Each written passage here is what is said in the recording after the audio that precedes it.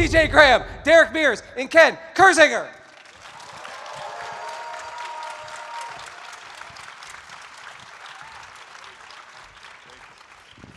Thank you. I feel so tiny up here. Good morning. Morning. Good morning. Good morning. Feels like it's school. Hi, I'll be your host, your teacher, Derek Mears. No.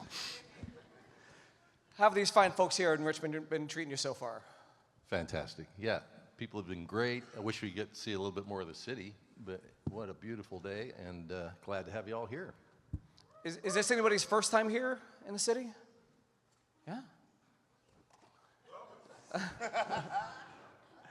So, do you get a chance to ever go out and see the cities that you're in, or is it mainly just convention and go home? What about restaurants and things like that? Do you get a chance to after the conventions are over? Yeah, occasionally, if you're not flying out right away, or sometimes there's another convention in the following weekend, so you might stay in a town a little longer and get a chance to see some of it, but too often you don't, unfortunately. And in my opinion, I know the curb at the front outside the hotel, and that's about as far as I get. I try to leave everything on the table, so when I'm done, I'm done. And you don't want to see my big ass in a bathtub trying to get out like a turtle. Or do we? Do we? I mean, yeah, I'm thinking. So I don't get out too much. It's more do the show, put everything on the table, meet the fans, and relax. What is it like meeting the fans after all these years and being such an iconic character and hearing the stories of what this character and your representation meant to them? On my end, I always feel like I say that I'm a fan representing fans because I'm a huge horror fan before becoming an actor. And having the fandom, it's such I bounce through different, as an actor, I bounce through different fandoms. So with the horror fans, I try to explain to people who aren't in our circle like how different horror fans are. I don't know if it's because we felt like we're outcast or not accepted, but the one thing I love the most is when someone comes into my table and they're a horror fan, but it's their first horror convention. And I get so excited going, oh, I want to see this through your eyes. And also, like, it's being it's a different fandom and everyone is so accepting. I've literally seen people in line have like be very introverted and look over and go, oh, you're wearing Carpenter's Thing shirt? Oh, I like that too. All right, we're friends. And then later on, you see them hanging out at bars, and like it's such a special thing. So I love it when people come for the first time. Like, hey man, welcome to your family. So this is applause for all of you guys, how kind you are to each other, because we're all in a giant pack. And from my eyes, it is so different from other fandoms. So thank you for being you, my friends.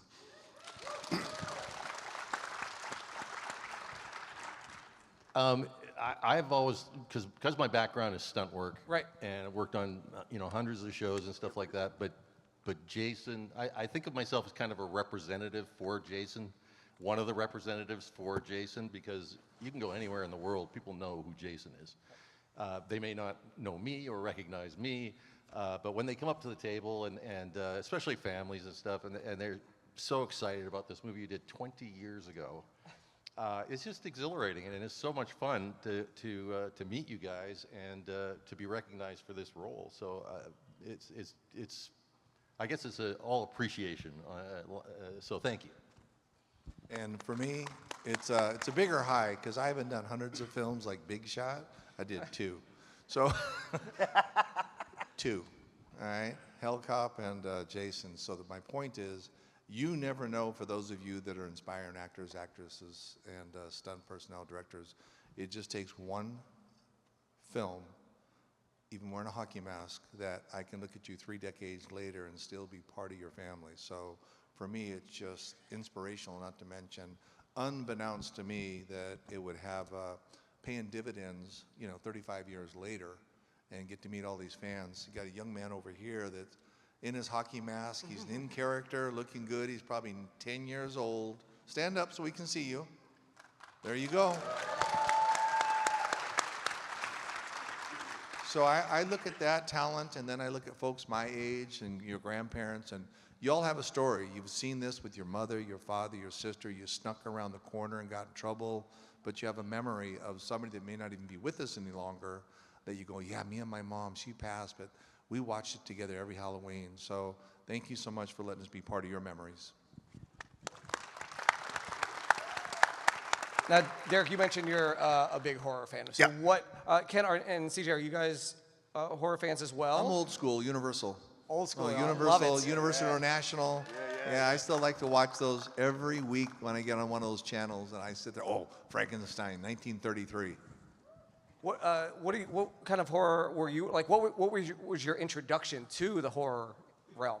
I grew up, it was always that kind of taboo where I was like, oh, blood and guts. Like, I was very straight-laced where I'm like, I was basically like a little Batman where there's like a little justice, there's right and wrong. Like, no, you never change from that path. But I remember going into like the grocery stores and like looking at the Starlog magazines and seeing the different like sci-fi. But then there was that little taboo section of the Fangoria and like, oh, we're not supposed to look at this. But I'm like, it's almost like pornography in a sense where it's like, okay, like, oh my God, there's a spike coming through this guy's head. Like, because again, I was learning it, going, oh wait, that's real? Oh, it's not real. So doing the grocery store thing, but then, you know, similar to everybody else, like the classic Universal monsters, where I lived in Bakersfield, California. I grew up in Bakersfield, California. I lived 10 miles out on a dirt road in the middle of nowhere, so we had very poor reception for TV. But I remember the days where on Sunday afternoons, you either got Kung Fu or a giant robot movie or a classic horror movie. And it would sit there and it would try to halfway be in, halfway be out, like fuzzy, you're trying to see things. And then all of a sudden, the big climax of the creature comes out, like, oh, and the TV goes out, like, come on, are you kidding me? But one of my fondest memories was my sister, who's 8 years older, had her boyfriend over at the time, which she wasn't supposed to, and she rented a movie called Salem's Lot. And so I remember I'm like, I want to watch Salem's Lot. She's like, you're too young. I'm like, I'm not too young. Whatever.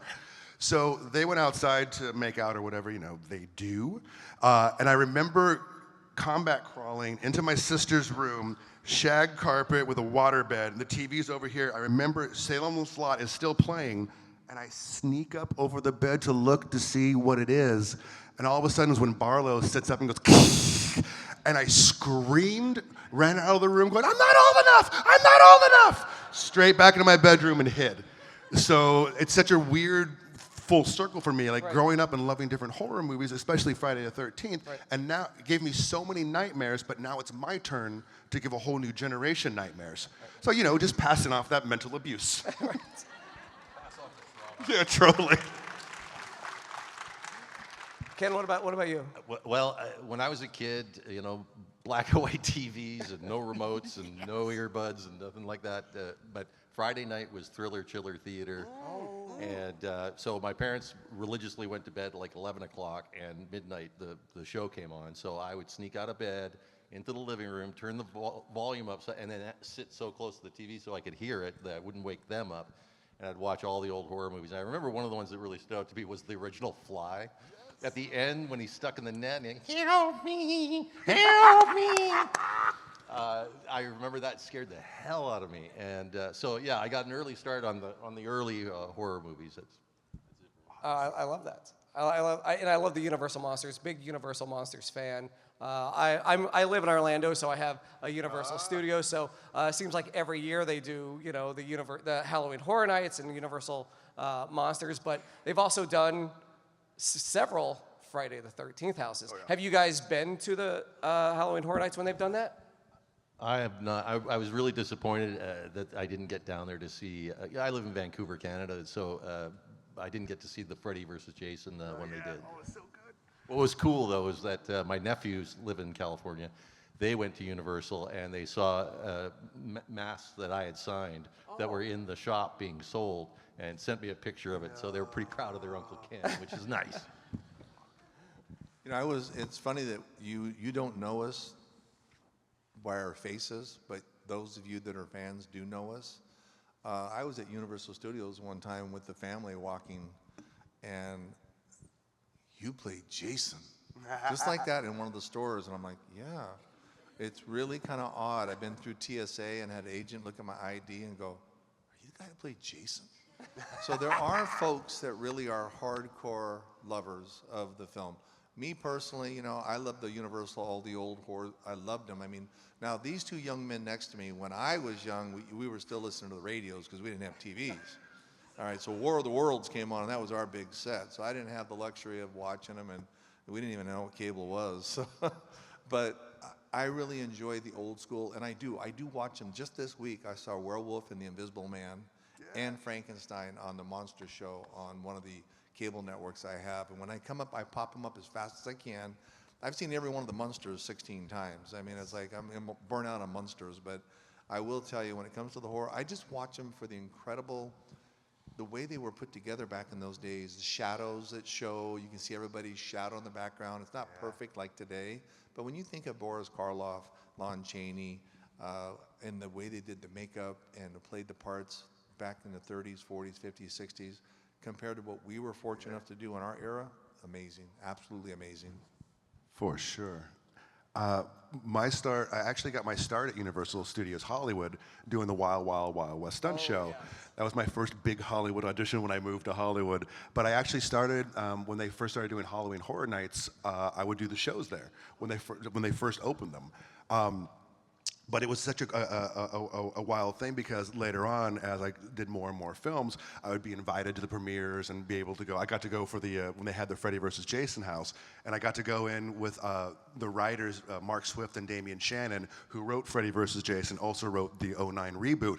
And at one point, we're walking around and they're so intoxicated, where they had the bed scene where you fold the bed and they break the guy's back that way.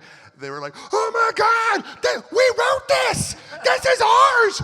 This was in his brain!" And it was so freaking funny. But it's tough though being a horror fan now, because a lot of times I'll be invited to those shows, like the Friday one, but this is what happens, and it bums me out because if someone is coming out, I'm walking by with everybody else, this is what happens. They go, hey man, big fan, cool. And you're like, no, scare me, mommy, like why, run away, why are you wearing Converse? No, but never mind. Also, the craziest thing, I'm sure it's changed, and I shouldn't throw people under the bus, it's not an under a bus thing.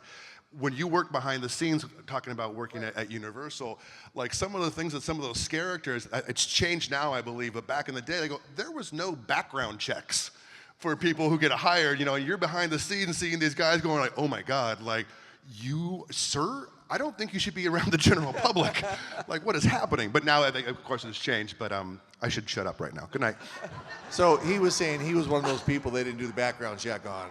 That's what he's trying to say, all right? Because my man over here with his improv, I can work with him, okay? Look, CJ, 4 restraining orders isn't a lot, okay? I'm having fun. I want to piggyback on something that you said, but what does scare you? What scares you guys? You know, if you don't mind me, guys, paranormal freaks the shit out of me. If I can't put my hands around your throat and containing control, I'm out of here. No, I'm serious. That shit freaked me out, man. I ain't taking nobody home with me in the spirit form. So, a couple of the shows that said, hey, you want to be on our show as a guest? Hell no. Are you out of your mind? You're Jason. Hell no. So that shit freaks me out.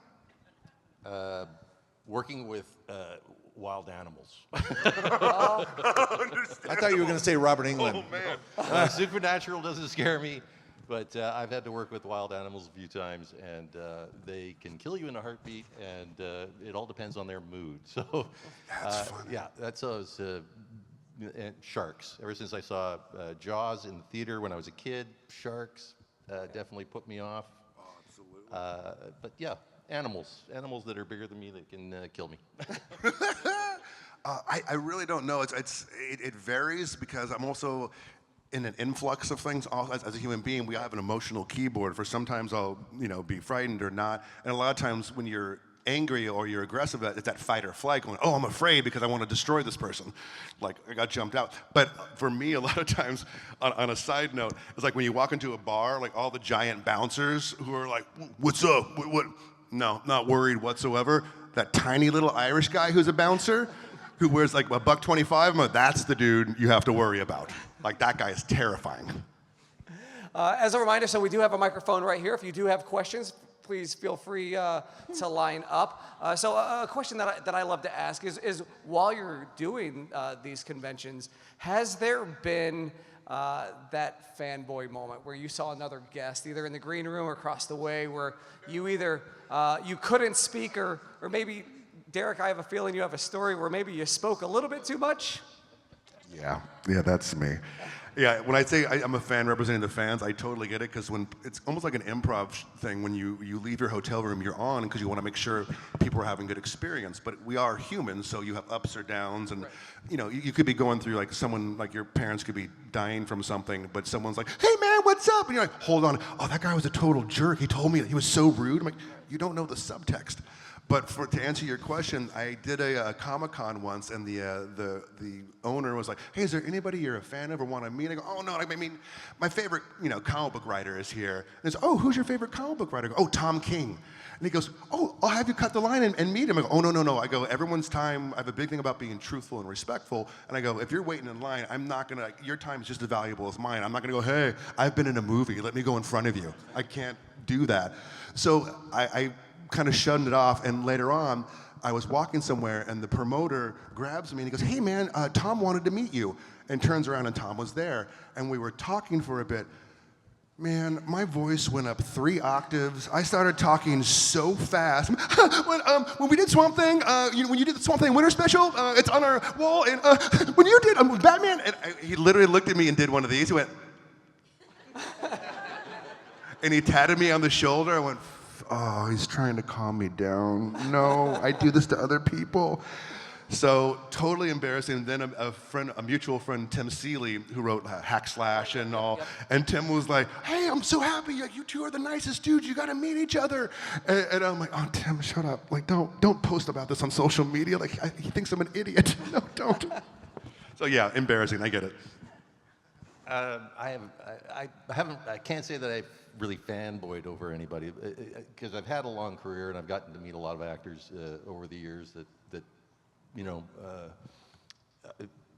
I really wanted to meet and stuff like that. But I think what hits me is that when I'm sitting there and I'm looking around the room at all the other actors, and I look at the bulk of the work that they've done and stuff like that, just to be in the same room with these people blows me away. So again, it's great. I look across from Ernest Borgnine. Oh, I mean, the guy, the stories that guy could tell. I love hearing the old stories. When Ted White was around, I loved to just sit and have a drink with him and talk and talk and talk.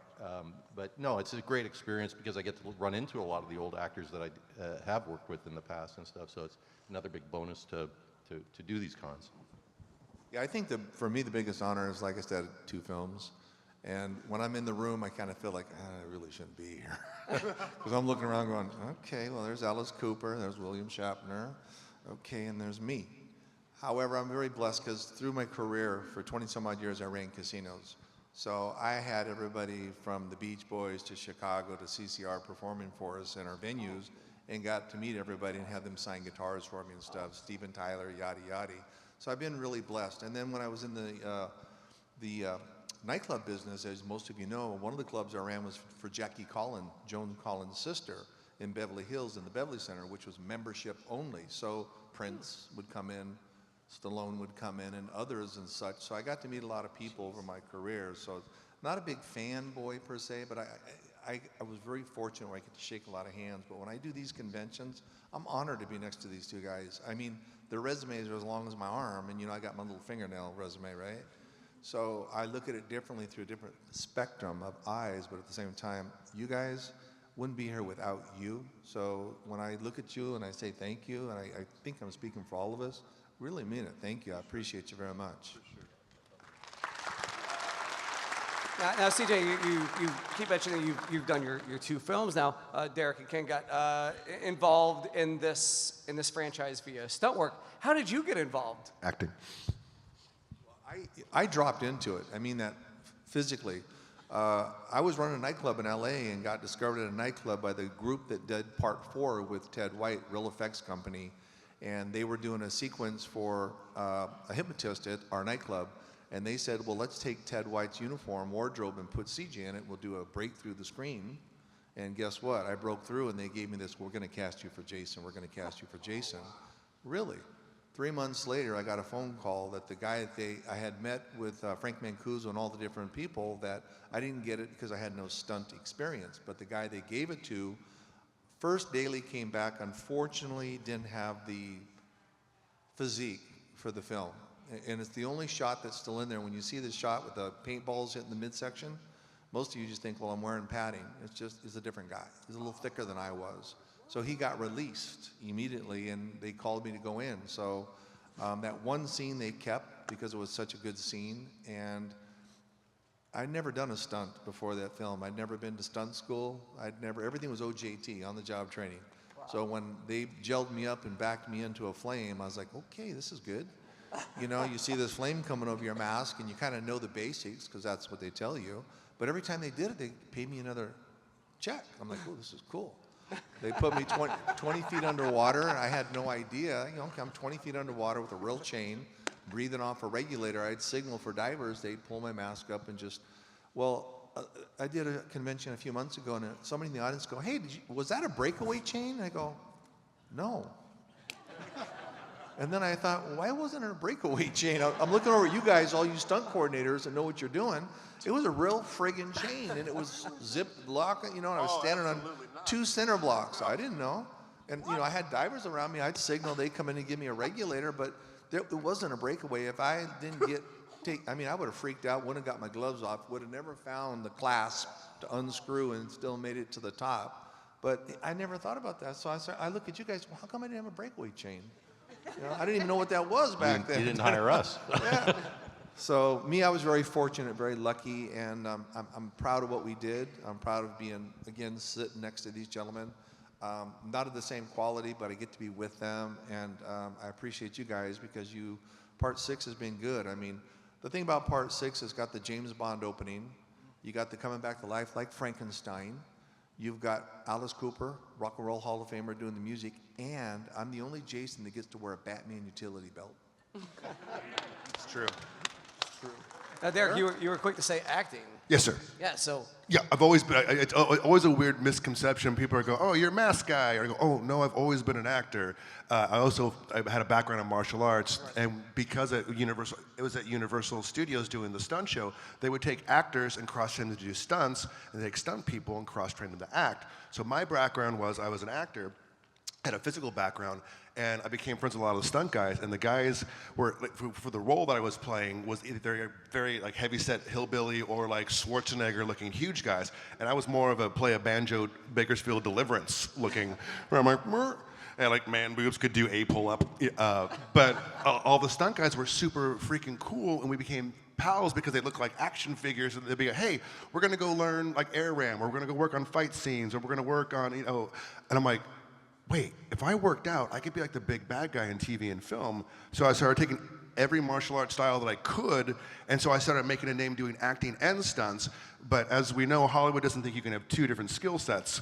Right. So I still have the stunt skill set, but I haven't been pursuing that at all because the acting has taken off, and I'm so lucky to have a lot of other things kind of coming out soon. So I'm like, I want people to see them.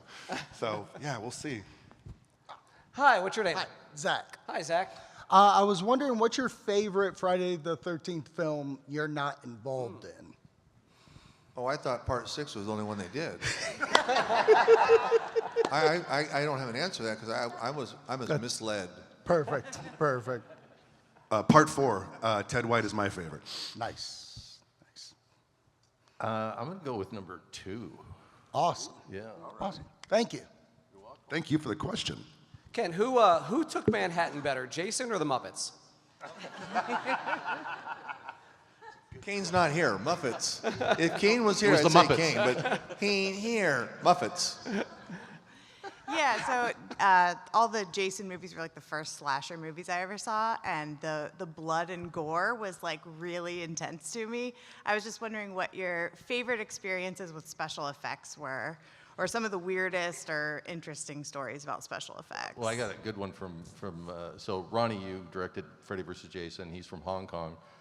And in the fight scene, there were literally gallons and gallons and gallons of blood. We had these hoses running up our costumes. They all had little holes in them and stuff like that. So, the guys would be pumping these Hudson sprayers to get the blood spraying and stuff like that. And you just hear Ronnie Yu screaming in the background, "More blood! More blood!" And the guys would pump faster, and the blood was spraying all over the place. I mean, the whole crew ended up red, I think, by the end of the night.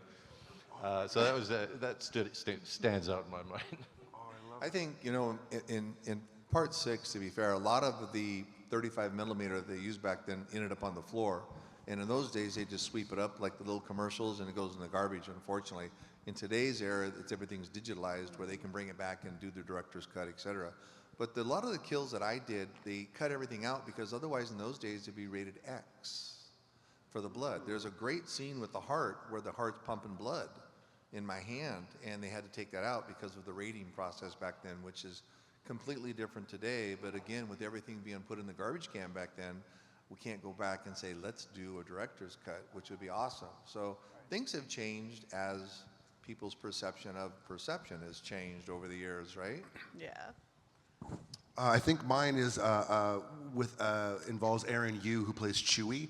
A lot of people don't know the scene. In case you're wondering, it's the slow Saving Private Ryan screwdriver under the chin into the brain. Sounds terrible out of context. But what people don't know is Aaron just had surgery, and he was basically, his guts were stapled together like 2 days before. And so we're doing this really violent scene, and Aaron's like, hey man, like, can you like throw me across the room into the tool thing? And I'm like, what? I go, brother, you just had surgery. He goes, yeah, but if we do it once, we can one and done. Can you, with your size? I go, brother, I can throw you wherever I want. And I go, are you sure? And he's like, yeah. So we do it, and he was scared, but totally fine. But the point of all of it was the effect that happened that wasn't supposed to. At one point, after I threw him, he goes, and he starts like choking, and I'm holding him like, what is going on? And they yell, cut. I go, brother, are you okay? And he goes, oh yeah, I'm totally fine. He goes, I thought it would be cool. I had the blood pack in my mouth, and so I decided to inhale it into my sinuses. And so it would come out my nose, and I'm like, brother, you don't know, those are chemicals. Don't put that in your son. No. So that is the creepiest non-scheduled effect.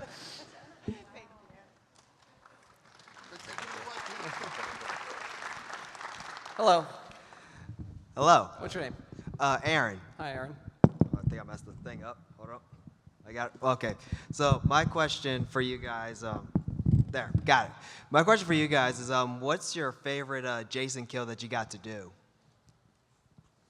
Well, you know, I don't talk often about it because I don't want to, I'm not sure if it's offensive or not, but the scene where I pulled the girl out of the window and twist her head off, well, with the way we did that, I really liked because, and don't take it, misconstrue it, but they were trying to figure out how to get this girl out of the window. Now, she's like 105 pounds wet and maybe 103. And my response was, well, if she's okay, I'll just put my hand between her crotch with my glove on, and I'll just pull her out. Safety. No, You but can do I'm that just when saying, you're think famous? about this. What? You met this young lady and go, well, if you're okay, I mean, but it worked. And all you see is, you don't see me, you see, that's me, and all of a sudden you see the little sandals drop off and twist her head off. And the scene was even shot better, but again, they had to take some of it out because of the twisting of the blood and such, which today would be great. But I think it's funny how some of the things that you do for a film, who are you? Okay, can I put my hand in your crotch? Great, let's go. Yeah, I don't even have to buy dinner. It's like, great.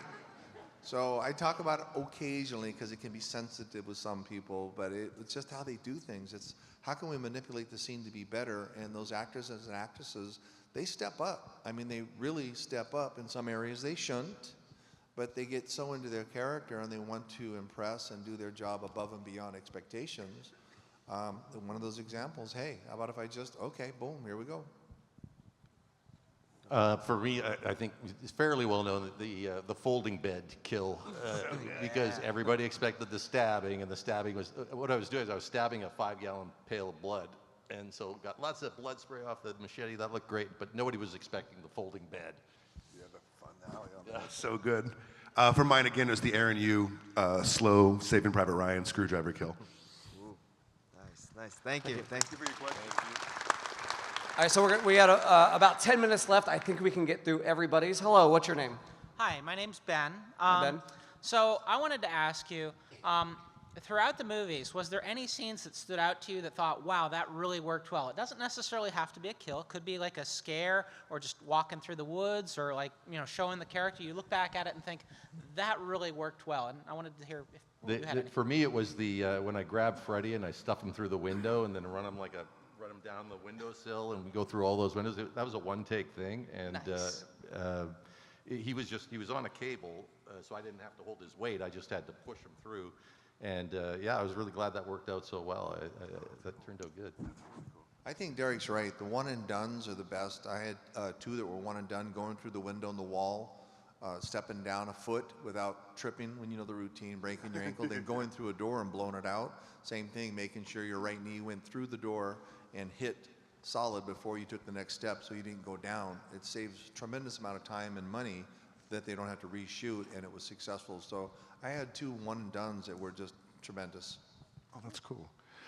Mine was in the opening 10 minutes with Ben Feldman when I ran in and the machete came straight into his head. And I was explaining at one point, I came up with the idea on the fly, and I was like, to the director, Mike Marcus, I go, what about like how when you throw like a machete into like a piece of wood, how it gets stuck for a second to pull it off? I go, what if I put my foot up on Ben's face and like pull it off that way, like it got stuck, and like you have to use your foot to get that tension off? And he's like, oh, you can do that? I go, yeah. I go, I can teach Ben how to do it safely or whatever. And as I was teaching him, at one point, Mark is like, Derek. He goes, just do it once, kick him in the face and move on.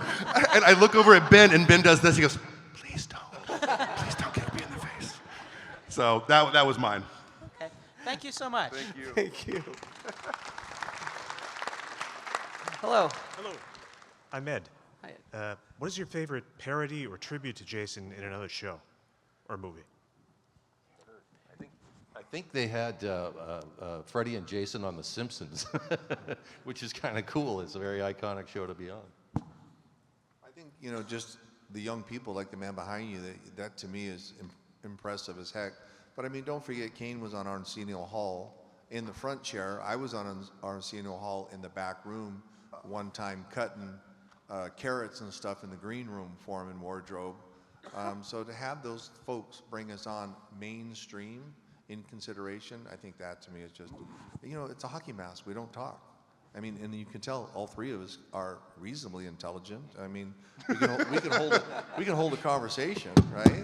But you're in this hockey mask, and you've got to project anger, love, frustrations, power. So, but yeah, I think it's one of those things that have come up through the years. Like I said, Arsenio Hall or young man behind you already dressed up. I think CJ will like my answer.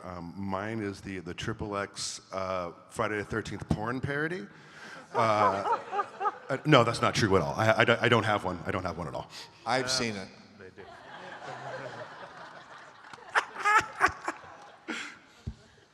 I don't know. Derek, how'd you get canceled? Well, I made a joke on stage, and then my career just was gone for some reason. I don't know what happened. Well, thank you. Thank you, brother. Yeah, come back next time. Hi, what's your name? So I'm Sydney. So my question is, if you guys had to go play your character as Jason and go against another character like Freddy or anyone else, who would it be, and who do you think would win? I want to fight Predator. No, I don't want to go against, because going back to Universal, International, those movies, I never really get off when you got the Dracula and Frankenstein, or the Invisible Man and the werewolf. It didn't really turn my jog, and Freddy, that's nice, but you can't have a loser is the problem. So the 4 icons, but let's talk about Alien or Predator. Huh? I like that. RoboCop, yeah. Sci-fi horror mash. The Predator, Alien, really cool horror sci-fi characters that have come along. But I got to say, one of my favorite new monsters is the Creeper. I think that you could do some great stuff with the Creeper, and so yeah, I think that'd be a pretty good mashup. I would say, since they're similar, and Jason technically is a ripoff of him, I would say Michael Myers. To see those two go at it, since they're similar, I think it would be more an intriguing fight between the 2 of them. What about Kane Hodder and his thing he did? What's it called? Hatchet? Hatchet. What about Hatchet and Jason? Oh, Victor Crowley versus Jason you can Voorhees. play Victor and you play Jason, because you're the champ right now. So I'm not the champ. I don't want to be the Well, longest the running last Jason. one. We need more films. But think about it. I think that's a character that's pretty cool too. And That'd be fun. I did do a independent film, Vengeance, where I played Elias Voorhees, long hair, 6 months worth of beard and stuff. Jason's father. So I think there might be some connectivity there where they could put this together and subsequently come out with something, you know, hot on part 13. What if it turns out that Michael was Jason's father, and that way they have the father issues, so the mommy issues with Jason, he puts it on Michael for the father issues, and that's what the reason they go at it. And then, well, Wizard of Oz, she could be the grandchild of Friday the 13th, Jason, and we could put this all together with the red ruby shoes and, no, just kidding. You know, we drink way too much up here. Thank you so much for your question, my friend. Thank you. It's like the Batman and Superman Martha thing all over again. Hi, what's your name? My name is Landon. Hey guys, Landon. this is y'all have already made this really fun and funny already, anyways. But I just wanted to ask, you know, Friday the 13th movies is really not something we're gonna get like a blooper reel at the end of. But is there something that you can think of when you know you're all in the makeup and stuff, and there's just something that you're like kind of like hysterically laughing at that you just can't like, you know, in the movie or anything that you guys can think about, or just something that was super funny? I don't know about super funny because, you know, we all try to stay away from the actors and actresses as much as possible. So when we get on set, the reality's there. But I will tell you in part 6, if you look really hard, and there's a couple 3 scenes where there's a shadow in the background. Remember in the 80s, they had the old chicken hanging like this, the rubber chicken. You know, remember those? See, you're too young. Anyway, they had a rubber chicken, and some of the people in the back put it in the background with a shadow. You can see this rubber chicken bouncing around. So there's some little humor here and there, but only insiders would know about it. That's really cool. That's really cool. It didn't happen on set, but what happened was it was the only day I had to wear the full prosthetic makeup on my face, and the scene where Kelly Rowland lifts up the mask, they put the fake teeth in, but they didn't put a Vaseline on my teeth first. So when they pulled the fake teeth out, I have a bridge, and that bridge popped out with it. Oh, really? I'm in full makeup, and they go, "Oh man, we're so sorry," and they were really tired. I mean, they'd been working their asses off. So they send me to a dentist right away to get the bridge put back in. And I get to the dentist's office. There's one other person in the lobby, and she's reading a newspaper and doesn't look up. So I'm checking in at the desk, and then I sit down in a chair right across from her. She's reading the newspaper and stuff like that. And she lowers it to flip a page, and it's like shaking. And I said, "Don't worry. This is all just makeup." She lowers the newspaper. She goes, "Oh my God, I thought they found you in a sewers." Oh my God. So, everybody there got a good laugh out of that. That's Oh awesome. man, one of my weird moments was the canoe scene for the '09 where they were actual canoes. They weren't prop canoes at all. And when I was going through a rage from trying to find the person and having a temper tantrum, we had Video Village set off at a certain distance away, but they want me to throw the canoes towards camera, and I'm like, "Guys, is everyone going to be safe?" They're like, "Oh, you're going to throw the canoes this far?" "Sure you are." And I'm like, "Okay, but I just want to make sure in case it bounces or something." So it's like 3 a.m. The scene is super intense. Everyone's quiet behind the line of Video Village, and I'm throwing these canoes and having a tantrum. And by the time I'm done, I'm sitting there staring at the crew, going, just trying to breathe because I just threw full-size canoes. And they yell, "Cut!" No one is moving. Everyone is frozen and just staring at me. And I'm like, in my stupid high-pitched voice, like, "Is everyone okay? Was that too scary?" People are like, "You just had oh my God!" Like, and everyone started like laughing, going like, "Okay, we're cool now," because they were just totally terrified. I'm like, it's acting, right? We're not doing this for real. Hey, look, you gotta make it look good. For sure, brother. Good, right? Well, thank y'all so much. Thank you so much for your question. CJ, best 2 movie roles ever. All right. Best 2 ever. All right, we have just get through these questions real quick. Hi, my name is Rianne. This is my brother, Max. Everybody give it up for Hi, Max. I don't know if you can tell, but he's a huge fan of all of you. You look so cool, He's Max. really shy, but he wants me to ask if you guys have ever played Friday the 13th, the game. I have. There you go. Right, they just. Yeah, I did. I did a thing for Mountain Dew. Mountain Dew asked me to come play and play Jason, and I was very frustrated because it was level 1, and everybody else has so much more level because it's from their home computer. So I have nothing or no skills, and I'm like, oh, this Jason sucks. I'm gonna murder you, 7-year-old. Like, are you? I don't have any stats yet. You have all the perks. This is probably who you're playing. I love it. Thank you so much. Give it up for Max, everybody. Thank you guys for your question. Thanks, Max. Thanks for dressing up too. All right. Hi. Looks so great. I have a question. So, who do you think would win, Victor Crowley or Jason? Jason. Kane's not here. Jason. What? But also, love Victor Crowley. He looks so cool. People that can't see his outfit, he's dressed as Victor Crowley, which is awesome. Thank you, my friend. And that is our time, literally our time. Thank you, Richmond. By the way, so I have a question for you guys. So let's, what do you guys want to commemorate this occasion with a photo? Yeah, all right, so stand up out of your seats. No need to come forward, just stand up out of your seats.